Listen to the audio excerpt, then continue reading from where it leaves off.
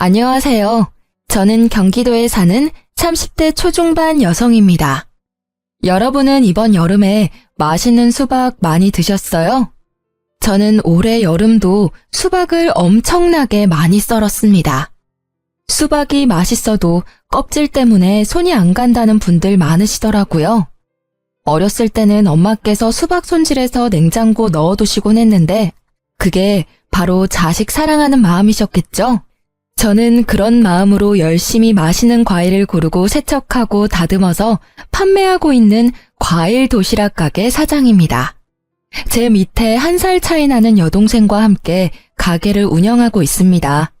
과일 도시락 한다고 하면 그게 돈이 되냐며 여쭤보는 분들 많으세요. 요즘은 1인 가구도 많고 간편한 걸 추구하는 시대다 보니 꽤 장사가 잘 되고 있습니다. 대학생부터 바쁜 직장인분들까지 다양한 연령대에서 많이 주문해주고 계세요. 그에 보답하기 위해 동생과 저는 휴가를 떠나도 무조건 맛있는 과일, 당도 높은 과일 찾으러 다닙니다. 그렇게 저희 자매가 적은 돈으로 창업한 게 대박나서 가게 때문에 진 빚은 따로 없어요. 코로나 때도 주문건이 오히려 급증했고 병원이나 자가격리하는 분들께 많이 배달 갔습니다. 다행히 아직까지 큰 위기는 없어서 지금까지 잘 운영하고 있네요. 이제 끝나지 않을 것 같던 여름이 끝나가고 있어서 저와 여동생은 드디어 수박의 곤래에서 벗어날 수 있게 됐습니다. 평소에 동생이랑 과일 손질하면서 귀로는 열심히 사연 라디오를 듣고는 하는데요. 동생이 제 시댁 사연도 보내보면 어떻겠냐 해서 용기 내서 보내봅니다. 만약 제 사연 읽어주시면 그때도 저는 일하면서 듣고 있을 것 같아요. 저는 제 친구의 소개로 제 남편을 만나게 됐습니다. 남편은 연봉 좋은 IT 회사에 다니는 아주 멀끔한 청년이었습니다. 정확히 말하자면 제 친구 남편의 가장 친한 친구가 바로 제 남편이었어요. 서로 가장 친한 친구를 소개시켜준 거죠. 저는 일하느라 바빠서 연애 안 하고 남편은 허우대 멀쩡하고 얼굴도 괜찮은데 그냥 연애를 못하는 남자였대요. 제 친구 말로는 남편이 20대 끝자락까지 제대로 된 연애를 전혀 해보지 못했다고 합니다. 겉보기에 어디 문제가 있는 것도 아닌데 항상 연애 이야기만 나오면 자존감이 무척 떨어져 보였다 하네요. 친구가 자기 남편 따라 모임할 때면 제 남편만 늘 혼자 참석했대요. 겪어보면 참 좋은 사람 같았는데 항상 혼자 있는 모습을 보며 친구는 제게 그 사람을 꼭 소개시켜주고 싶다고 생각했대요. 저는 혹시라도 그 사람이 어디 모자란 사람이 아닐까 걱정도 했는데요. 아무렴 친구가 그런 사람을 제게 소개해줄 리 없다 생각하고 소개팅에 속는 셈 치고 나가봤습니다. 처음 만났을 때 남편은 저와 눈을 잘 못 마주치더군요. 완전 쑥맥이구나 싶었는데 두 번째 만남에서는 낯가리는 게 없어졌는지 말도 잘하고 유쾌했습니다. 저는 단도직입적으로 남편에게 물었어요. 성원 씨는 왜 그동안 연애를 못했어요? 혹시 저처럼 일 중독인가요? 농담인 거 아시죠? 저의 농담 섞인 물음에 남편은 당황한 얼굴이 역력했어요. 그러다 제게 솔직히 털어놓더군요. 사실 저희 엄마께서 좀 많이 극성이세요. 그때 남편의 얼굴에 드리우는 그림자를 보며 뭔가 저만의 사정이 있구나 싶었어요. 전혀 마마보이로는 안 보였으니 저는 차분히 이야기를 들어보기로 했습니다. 남편이 평범하게 연애를 시작하려고 하면 그럴 때마다 어떻게 어머니께서 아시고는 상대방 여자를 알아내 둘 사이를 회방 놓았다고 합니다. 어머니 본인이 검증한 사람 아니고서는 절대 집안에 못 들이신다고요. 대신 어머니께서 교회에 있는 참한 처자 연결시켜준다고 항상 소개해 주셨다네요. 그렇게 만난 사람들은 이성적으로 끌리지도 않고 서로 마음에 안 들어서 연애를 그냥 포기했다고 말하는 남편이었습니다.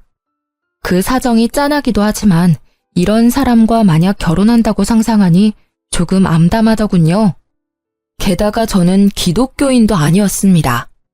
아들에게도 감당하기 힘든 어머니인데 며느리에게는 얼마나 버거울까 싶었어요. 그래서 저는 조금 속물 같아도 어쩔 수 없이 제 미래를 위해 남편을 멀리 했습니다. 그런데 이상하게 남편의 얼굴이 계속 생각나더군요. 이건 뭐 상사병도 아니고 일하다가도 매번 그 사람 얼굴이 아른거려서 아주 혼났습니다.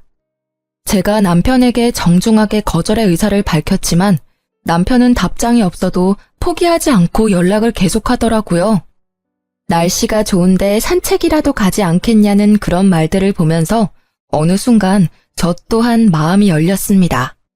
가끔 만나서 밥 한 끼 먹고 영화 한 편 보고 그러다 자연스럽게 정이 붙었어요. 남편을 만나볼수록 너무 착하고 선한 사람이란 걸 알게 됐습니다. 경제관념도 뚜렷했고 직업도 괜찮았고 성품까지 괜찮은 남편이었기에 두 눈 질끔 감고 딱 남편만 보고 저는 결혼을 결심했습니다. 결혼 전 예비 시무를 극복한다면 결혼 후에는 뭐 어렵겠냐며 제가 조금 오만했었죠. 엄마께서는 어려운 길 사서 간다고 걱정하시고 말리시다가 남편 만나보시곤 너무 괜찮은 청년이라며 꽉 잡으라고 응원도 해주셨어요. 철저하게 연애 사실을 숨긴 남편이 결혼한다고 집에 선언하자 예비 시모께서는 뒤집어졌다 합니다. 어떻게 나 몰래 연애질을 했냐고 아주 분하시다고 길길이 날뛰셨대요. 주눅든 남편에게 이야기를 듣고 저도 그제서야 겁이 나더군요. 제가 이 사람을 얼마나 사랑하면 안 해도 되는 모험을 하고 있구나 싶었어요. 예비 시댁에 인사드리러 갈 때는 정말 단단히 마음을 먹어야 했어요. 남편은 결혼 약속한 제가 어머니 때문에 도망이라도 갈까봐 계속 안절부절해 했습니다. 저는 그런 남편을 안심시키고 스스로 마인드 컨트롤했고요. 어떤 상황이 일어나도 놀라지 말자, 겁먹지 말자. 이 두 가지만 생각하고 예비 시댁에 인사를 드리러 갔습니다. 당시에는 무슨 담력 테스트라도 하는 기분이었어요. 지금에서야 웃으며 이야기할 수 있네요. 그때는 정말 심각했습니다. 어머니, 좋았어요. 어머님, 안녕하세요. 처음 뵙겠습니다. 예비 시모는 남편을 한번 휙 노려보시더니 이내 제게 말씀하셨어요. 그래요. 종교는 있고? 아, 어머님, 저는 무교입니다. 아, 부모님께서는? 어머니께서 불자세요.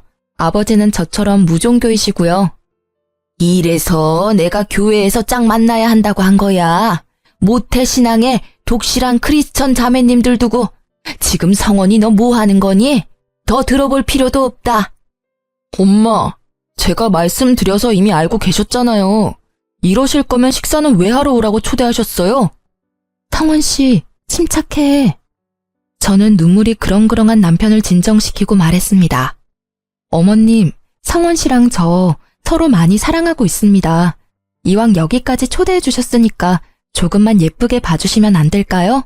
종교랑 무관하게 저 평생 모난 행동 하지 않고 올바르게 살았어요. 그래요? 뭐 그럼 초대했으니 맛있는 음식이라도 대접해야지. 배고프니 먹으면서 마저 이야기하자. 예비 시모는 벼란간 코웃음을 치며 갑자기 부엌에서 봉투를 들고 와서 식탁에 거칠게 내려놓았습니다. 영수증이 붙은 봉지를 보니 딱 봐도 배달 음식이었어요. 어머니, 배달시키셨어요? 아, 저희 같이 처음 인사드리는 자리인데 제가 밖에서 모시겠다고 했을 때 거절하시더니 도대체 왜 이러세요? 내가 뭘? 아가씨, 내가 배달 음식 시켜서 기분 나빠? 저는 그때 남편을 꼭 붙잡고 괜찮다며 등을 다독였습니다. 집에 초대해놓고 배달 음식 시켜놓고 기다린 예비 시모, 여러분이 보시기엔 어떠신가요? 머저리같이 거기서 또 먹었냐고 저는 엄마께 등짝을 맞기는 했어요. 하지만 기싸움하는 예비 시모께 지고 싶지는 않더라고요. 이대로 포기하면 제가 사랑하는 사람이 평생 이 굴레에서 벗어날 수 없겠구나 싶었거든요. 남편이 워낙 순한 사람이고 어렸을 때부터 엄한 어머님께 혼나면서 자라서 그런지 어머님 호통에 몸부터 굳더라고요. 성원 씨, 나 괜찮아. 냄새가 좋네요, 어머님. 땡땡 갈비찜이네요. 저 여기 갈비찜 되게 좋아해요. 배달이든 아니든 뭐가 중요해요? 어머님께서 직접 저 생각해서 메뉴 고르고 주문하신 건데. 맛있게 잘 먹겠습니다. 저는 속으로 그나마 치킨 아닌 게 어디냐며 갈비찜을 아주 맛있게 먹었습니다. 배달 음식이긴 하지만 그래도 갈비를 시키셨네 하고 머릿속을 긍정적인 생각으로 가득 채우려고 노력했죠. 제가 세상 구김살 없이 굴자 예비 남편과 함께 당황하던 예비 시모였어요. 진심으로 너무 맛있게 먹으니 예비 시모께선 이내 못마땅한 얼굴을 하시고 말씀하더라고요. 되게 얄밉게 먹는다. 복스럽게 먹는 거랑 얄밉게 먹는 건 달라요. 잘 먹는 거 보기 좋은 사람이 있고 아닌 사람이 있어. 아가씨는 그 후자에 해당하네. 체중도 좀 나가 보이는데 적당히 먹어요. 그리고 보니까 고급인 맛은 아니네. 그나마 아무거나 잘 먹어서 다행이야. 내 아들 등골 휘지는 않겠어. 네, 저 어머님이랑 입맛 비슷한가 봐요. 맛있네요. 맛집이라 시켜주신 거 아닌가요? 뭐? 아이고 참나. 내 아들이 괜찮은 교회 처자들을 다 거절해서 이제 마땅히 소개시켜줄 사람 없어 너 허락한 거야. 어디 네가 마음에 들어서 부른 줄 아니? 머리 꽃단 사람처럼 실실 웃지 마라. 보기 좀 그렇다. 선 넘는 예비 시모의 말에 속이 뒤집어져 저도 웃으며 말씀드렸습니다. 네, 저도 다른 건 안 보고 이 사람 하나만 보고 결혼하는 거예요. 뭐? 그게 무슨 뜻이냐? 네? 어머님, 아무 뜻 없어요. 하고 예비 시모의 심기를 은근히 긁어드렸어요. 지지 않는 제 태도에 의외로 예비 시모는 괴롭히는 재미도 없는지 더 이상 안 건드리더라고요. 무사히 식사를 끝내고 남편은 어머니 대신 미안하다고 제게 얼마나 사과했는지 몰라요. 예비 남편 말 들어보니 시모께서는 원래 종교가 없었는데 나이 들어 기독교에 푹 빠지셨다고 해요. 학생 때부터 장남과 차남인 남편까지 억지로 끌고 교회를 가셨다고 합니다. 시숙은 교회에 거리낌이 없었는데 남편은 어릴 때부터 반항을 심하게 해서 어떤 날은 시모가 때려서 교회에 데리고 가기도 하셨대요. 성인이 되어 남편이 독립하고 나서야 시모의 강요에서 벗어났지만 남편이 교회에 안 나오자 두 아들을 차별하시고 막말도 많이 하셨다 합니다. 그 뒤로도 계속 남편을 통제하시려고 연애도 결혼도 회방을 놓으신 거죠. 저는 친모가 맞는지 의심까지 들었는데 인사드릴 때 보니 남편과 시모께서 얼굴이 닮았더라고요. 시모와 첫 만남은 매우 강렬했지만 다행히 그때 이후로는 별일 없었어요. 상견례 때도 많이 걱정했는데 그나마 어른들끼리의 자리에서는 완전히 예를 갖추시더라고요. 그 덕에 저희는 무사히 결혼을 진행하게 됐습니다.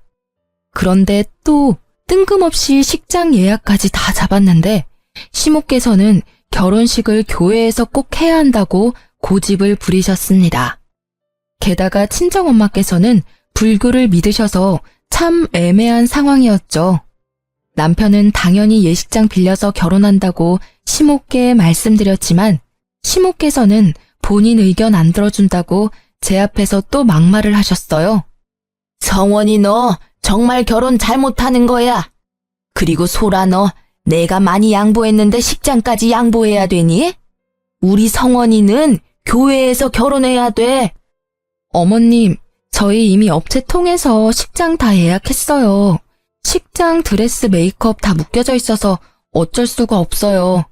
원하시는 대로 못해드려서 죄송합니다. 게다가 교회에서 하면 하객분들 식사 문제도 번거로워지거든요. 출장 뷔페 불러야지. 출장 뷔페보다 하객분들은 호텔 식사가 더 마음에 드실 거예요.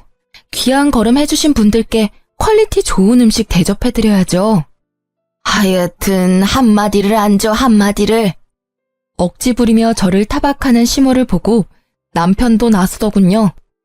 엄마, 제발 좀 억지 그만 부리세요. 나 기독교인도 아니잖아요. 제가 왜 교회에서 꼭 결혼해야 해요? 어렸을 때는 엄마가 끌고 가셔서 어쩔 수 없이 교회 다녔지만 지금은 아니라고요. 그러니까 당연히 교회에서 할 필요는 없죠. 왜 이 사람 탓을 해요? 우리 둘 다 무교니까 식장 빌려서 결혼하는 게 당연한 거잖아요. 게다가 예약 다 끝났고 남은 잔금만 치르면 끝인데 왜 이제 와서 이러시는 건데요? 저희 둘 다 양가에 아무런 도움 안 받고 저희 돈으로 하는 거니까 제발 저희 존중 좀 해주세요. 어머머 잘났다 그래. 내가 너 결혼하는데 돈 안 보태줬으니 잠자코 있다가 결혼식에만 참석하라는 말이지? 소라 제가 그렇게 말하라 시켰니? 웃겨 정말. 어디 부모 공경할 줄도 모르고. 아니요, 제 의견이에요 엄마. 소라 씨 탓 좀 그만하세요. 교회에서 결혼해야 더 이득이라고. 결혼식을 교회에서 하면 어쩔 수 없이 신도들 참석해서 축의금 배로 들어올 텐데. 어머님, 그럼 혹시 저희 친정어머니께서 저희한테 절에서 결혼식 하라고 말하면 어떠실 것 같아요? 엄마께서 무작정 절에서 하자고 하셨어도 저는 똑같이 거절했을 거예요. 어머님 교회 신도분들도 다 모시고 절에 오실 수 있으세요? 문홀리에 문홀리로 반박하는 제 말에 시모께서는 말문이 막혀버리시더군요. 뭐? 아니 절에서 결혼하는 사람이 어딨어? 아유, 말을 말자. 소라 너 참 맹랑하다. 결혼식 올리기도 전에 내 아들 어떻게 저렇게 구워 삶았니? 저는 빨리 결혼식만 잘 끝내자 생각뿐이었어요. 어차피 시모랑 집이 멀어서 자주 볼 일 없었으니까요. 그리고 어렸을 때 트라우마를 이겨내고 저를 위해서 시모께 대신 화내주고 목소리를 내는 남편의 태도 보고 저는 더 안심하고 결혼을 하게 됐습니다. 그런데 결혼하자마자 시모는 또 종교를 빌미를 삼아 저를 괴롭히더군요. 어머님과 시숙네 가족들은 기독교인이 차남이 제사를 다 지내야 한다며 저를 부르셔서 제사 음식 마련을 하셨죠. 애초에 기독교인이면서 제사를 꼭 지내겠다는 마음이 좀 저로서는 이해가 안 됐습니다. 그럼에도 불구하고 저는 어머님께 시달릴 거 예상하면서도 결혼 후 첫 제사이니 도와드리러 간 거였어요. 시부께서도 돌아가신 지 얼마 안 됐으니 정말 남편 생각해서 갔던 거였죠. 시댁에는 어머님과 형님이 계셨어요. 그런데 다 같이 음식을 하고 서로 돕는 게 아니라 두 분이 제게만 음식을 시키시더라고요. 우리 큰 며느리 새벽부터 나 따라다니면서 장 보느라 고생했다. 둘째 너는 첫째한테 고마워해야 돼. 네가 할 일까지 다 했잖니. 형님 감사합니다. 그 시간에 저희 가게에 과일 들어오는 시간이라 시간 뺄 수가 없었어요. 동서, 가게에 신경 쓰는 만큼 시댁에도 신경을 써야지. 사람 좋아 보이던 형님은 시숙이 없다고 완전히 다른 사람 같았어요. 첫째야, 너는 나랑 과일 좀 먹으면서 이야기 좀 하자.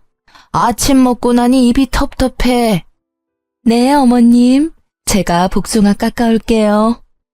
형님과 시모는 제가 가게에서 가져온 과일들을 둘이서만 먹으면서 제게는 일만 시키시더라고요. 과일 잘 먹겠다는 말 한마디 없이요. 장 보는 것도 일이니 그거 못 도와드려서 죽을 죄를 지었네요.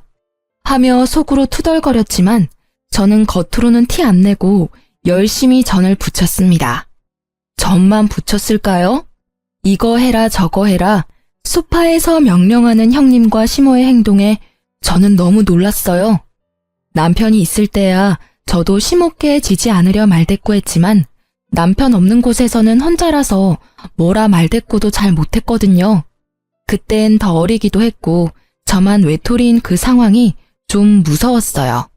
알겠다고 웃다가 저는 미소도 말도 잃고 묵묵히 일했습니다. 좀 도와달라고 했는데 외면하고 둘이서 저를 따돌리는 모습을 보면서 사진도 틈틈이 찍어 놓으면서 제사 음식을 마련했습니다. 저도 참 독하죠.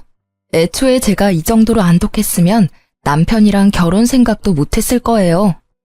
사진이랑 동영상 찍어서 증거를 남겨놔야 다음에는 두 사람이 저를 안 괴롭힐 것 같았거든요. 두 사람은 뭐가 그렇게 마음에 안 드는 건지 제가 열심히 꼭두각시 인형처럼 일하고 있는데도 저를 비난하더라고요. 동서는 과일 깎아서 파는 게 뭐가 돈이 된다고 동생까지 끼고 그런 헛짓거리를 하고 있어? 그게 돈 뭐 얼마나 번다고. 아휴, 그냥 차라리 우리네가 용돈 줄 테니 여기서 어머님 모시면서 살아. 그러니까 말이다. 나는 처음에 뭔 도시락 가게를 한 데서 뭐 그러려니 했는데 과일 도시락이라 해서 얼마나 웃었는지 모른다. 대학까지 나온 애가 한심하게 왜 저러고 있는 건지. 며느리 뭐 하냐고 신도들이 물으면 말하기 참 그래. 차라리 너처럼 전업주부면 몰라. 저는 고무장갑을 빼고 두 사람에게 다가갔습니다. 저 가게일 제쳐두고 와서 종일 혼자서 음식 장만했는데 말씀이 심하시네요. 어머, 일하다가 말고 뭐 하는 거야? 화났다 뭐 이거야? 동서 일한 거 어련히 수고비 안 챙겨줄까? 수고비 안 챙겨주셔도 저 충분히 많이 벌어요. 돈이 문제가 아니라요. 사람 불러놓고 이러는 거 아니죠. 아까 중국집 배달 왔을 때도 저 많이 참았어요. 먹어보란 말도 없이 두 분이서 탕수육 드시고 저는 남은 자장면 불어 터진 거 먹으라고 주고 가셨잖아요. 저 이런 취급 당하려고 온 거 아니에요. 좋은 마음으로 도와드리러 왔는데 두 분 아무리 저보다 윗 어른이시라지만 이게 무슨 경우예요? 공경도 할만해야 공경하죠. 도저히 못 참겠네요. 제 행동에 시모와 형님은 벙쪄 있었고 그때 마침 남편이 도착했어요. 이게 다 무슨 말이야? 저는 남편을 보자 눈물이 앞을 가렸고 시댁 작은 방에서 잠시 남편을 붙잡고 이야기했습니다. 남편이 무슨 일이냐며 달래주고 저는 종일 있었던 일 말하며 찍었던 사진들과 동영상도 보여줬습니다. 나 오늘 충분히 할 만큼 했어. 아니, 나 지금껏 충분히 노력했어. 이제 당신 어머니 진절머리나. 오늘은 형님까지 합세하셔서 내가 오늘 얼마나 비참했는지 당신은 몰라. 형님이랑 어머님? 자기들끼리 탕수육에 잔치 벌이고 나는 일 다 하고 불어터진 자장면 주더라. 내가 아무리 독한 마음 가져볼래도 너무 서럽더라. 나 당신 하나만 보고 결혼했는데 막상 하고 나니 너무 힘들다. 이제 겨우 시작인데 내가 앞으로 버틸 수 있을지 모르겠어. 여보, 이런 취급받게 해서 너무 미안해. 이게 다 내가 못나서 일어난 일이야. 집에 가자. 다신 여기 안 와도 돼. 남편은 제 손을 잡고 작은 방에서 나와 시댁 거실 중앙에 섰습니다. 남편이 뭐라 말하기도 전에 시모가 먼저 말을 꺼냈습니다. 또 저 건방지다고 할 줄 알았는데 이번엔 또 다르게 저를 골리시더라고요. 우리 작은 며느리 손맛이 아주 좋아. 성원이 넌 결혼 잘했다. 앞으로는 소라가 전적으로 오늘처럼 시댁 제사, 시댁 행사 음식하면 되겠어. 저는 앞치마를 벗어던지고 말했어요. 온 가족이 함께하는 것도 아니고 어떻게 막내 며느리한테 일을 다 떠넘기실 생각만 하세요? 어머님 정말 실망이에요. 이 정도일 줄은 몰랐습니다. 저 이제 어머님이랑 잘 지내보려고 노력 안 할 거예요. 아니, 저 대드는 것 좀 봐라. 저 맹랑한 것. 기분 안 상한 척 늘 빙구처럼 실실 웃더니 이제야 본색을 드러내네. 성원아, 너도 봤지? 남편은 그런 시모를 쳐다보지도 않은 채 외면하며 말했습니다. 오늘부로 저 이 집 사람 아닙니다. 딱 이 한마디만 했을 뿐인데 남편의 선언에 시모는 뒷목을 잡으면서 쓰러지는 신용을 하더라고요. 남편에게 불쌍한 척했지만 남편은 냉정하게 굴었습니다. 이 사람 종처럼 부려먹으니까 이제 속이 시원하세요? 저 다신 이 집에 안 와요. 어머니, 이제 이렇게 부를 일도 없어요. 다신 제 얼굴 볼 생각하지 마세요. 그리고 형수님, 결혼 막 하셨을 때 제가 옆에서 얼마나 도와드렸어요. 저 생각해서라도 이 사람한테 그러시면 안 됐죠. 아유, 서방님, 저는 동서가 미워서 그런 게 아니라 어머님께서 그러시자 하시니 뜻을 따른 것뿐이에요. 악의는 없었어요. 넌 지금 내 편을 들어야지. 말을 그런 식으로 하면 어떡해? 어머님, 그게 아니라. 다들 이렇게 서서 뭐 하세요? 마침 도착한 아주버님은 사태 파악하시느라 정신 없어 보였네요. 형, 나 형도 안 볼 거야. 우리 가족 이제 제발 인연 끊고 살자. 형이 어머니 모시고 잘 살아봐. 난 진짜 더는 못해. 뒤늦게 도착한 시숙에게 인연 끊자는 남편을 보고 시모께서는 어디 장남한테 말을 그따위로 하냐고 되려 화를 내셨어요. 너 어디 네 형한테 그따위로 말해? 감히 우리 장남한테? 어머니, 저 생활비도 이제 안 보낼 테니까 그렇게 하세요. 냉정하게 말하는 남편의 말에 시모는 코웃음을 치셨죠. 남편이 시모께 생활비를 보탠지는 저도 잘 몰랐습니다. 각자의 수입은 각자 관리하고 생활비만 각출해서 썼으니까요. 생활비는 우리 장남이 주고 있는데 넌 무슨 헛소리냐? 임마, 당장 네가 안 도와주면 어떡해? 엄마, 뭘 어떻게 하셨음 순하디 순한 성원이 입에서 저런 말이 나와요? 지난 몇 개월간 성원이가 엄마 생활비 드린 거라고요. 남편과 시숙의 대화는 이상하게 흘러갔습니다.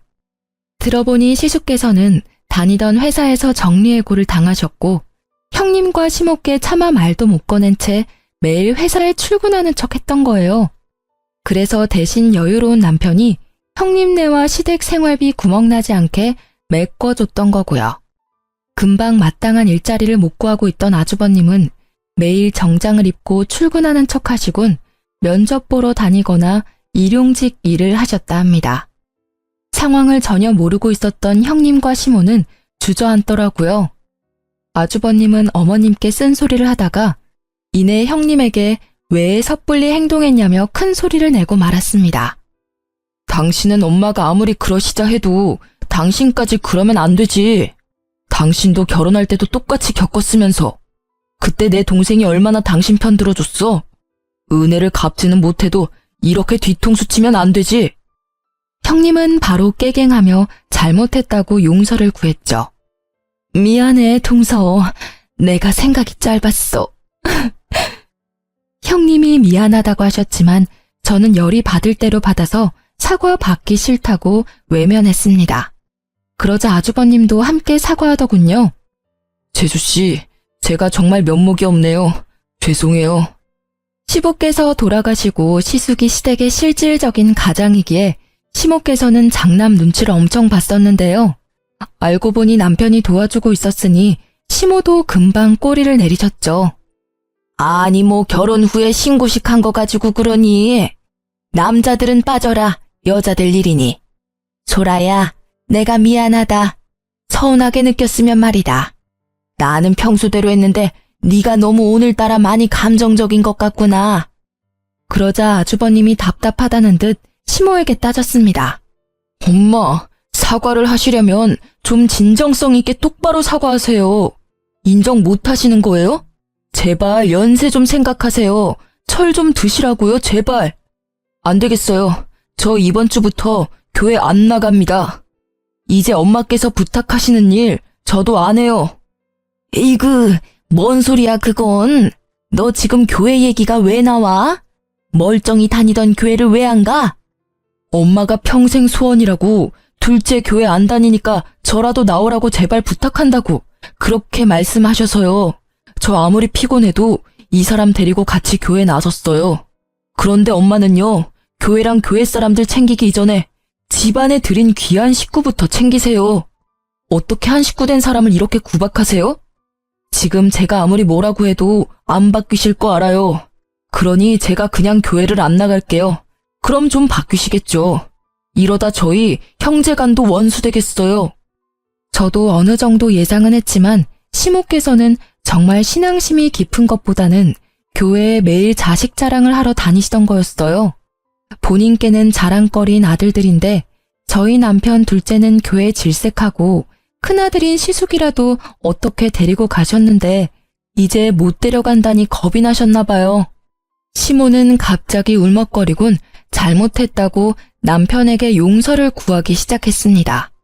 차마 그 모습을 지켜보기도 그렇고 그렇다고 어머님의 진심 없는 사과를 받고 싶지도 않아서 저와 남편은 함께 집으로 돌아갔습니다. 그날 누구의 사과도 받아들이지 않고 시댁을 벗어났죠.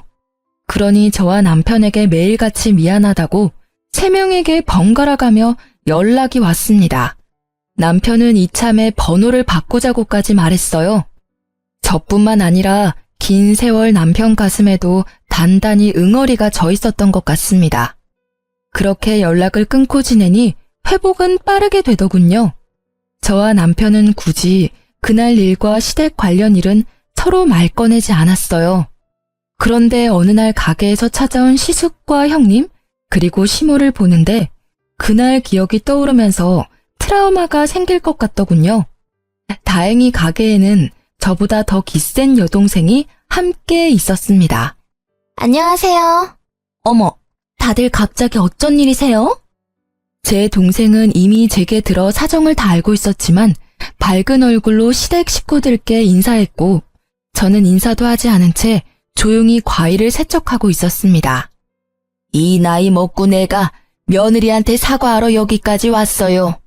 그런데 아무리 서운하다 해도 어른이 왔는데 눈길도 안 주고 인사도 안 하네요. 여전히 말을 밉게 하는 시모와 옆에서 눈치만 보고 있는 형님 대신 아주버님이 한마디 하셨어요. 사과하러 왔는데 엄마 여기서도 심술 부릴 거예요? 아, 그래, 사과하자고.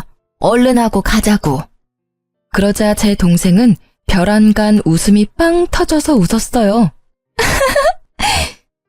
사돈 처녀는 뭐가 그렇게 웃겨서 어른 두고 그렇게 웃음이 터졌어요? 어머, 죄송해요. 제 가게에서 제가 웃는 것도 맘대로 못 웃는 거죠? 사과하시러 오신 건 맞으세요? 그럼 말로만 사과하시면 안 되죠. 언니, 먼저 퇴근해. 응? 언니 종일 부려먹은 거 사과하고 싶으시다잖아. 내가 기회는 드려야지. 언니는 그만 들어가 봐. 자자, 이럴 시간이 없어요. 얼른 앞치마들 하시고요. 제가 매뉴얼 설명 드릴 테니 그렇게만 하시면 문제 없습니다. 위생모 써주시고요. 당황해하는 시댁 식구들께 동생은 위생모와 앞치마를 내밀고 형님과 시숙은 말없이 착용하더라고요. 반면 시모는 눈에 쌍심지를 켜셨죠. 사돈 처녀, 지금 뭐 하자는 거야? 내가 사과 안 됐지 일하러 왔댔어? 니들은 또 왜 그걸 하고 있어? 얼른 벗어. 어쩌죠?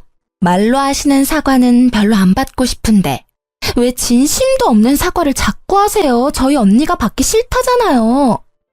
근데 그때 저희 언니 무임금으로 부려먹으신 건 갚으셔야죠, 사돈 어르신.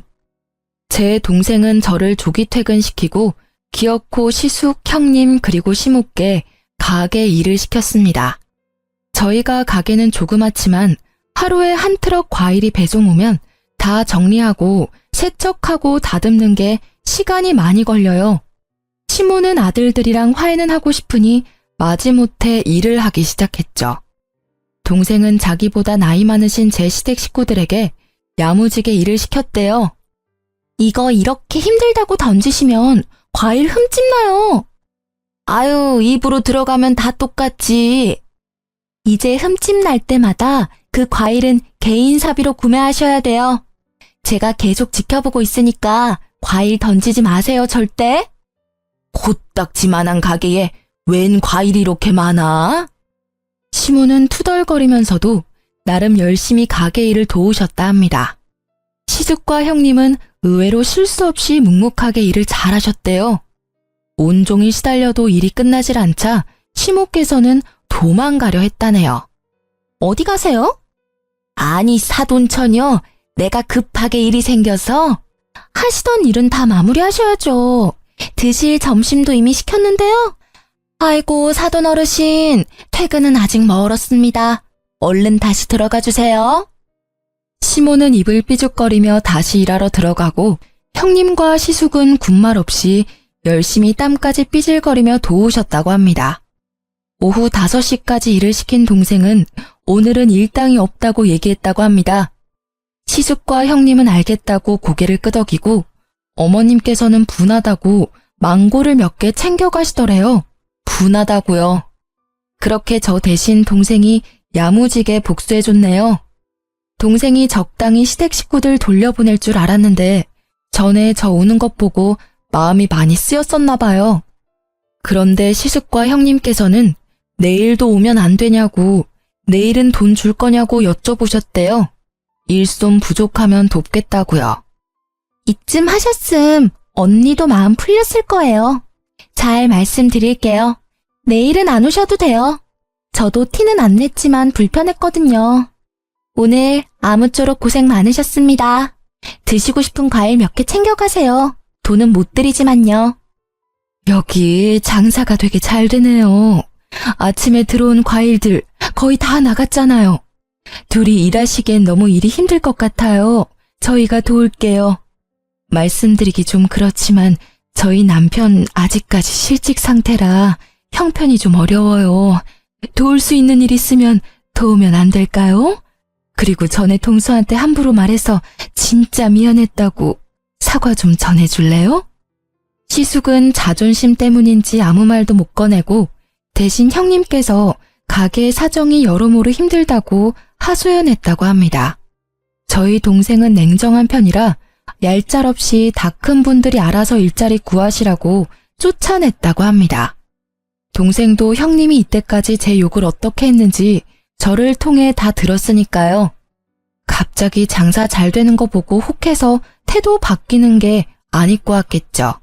다음 날도 또 찾아와서 일하셔도 돈 못 준다 하니 형님 내외는 돈을 주지 않아도 되니 일만 시켜달라고 넙죽 엎드리더라고요.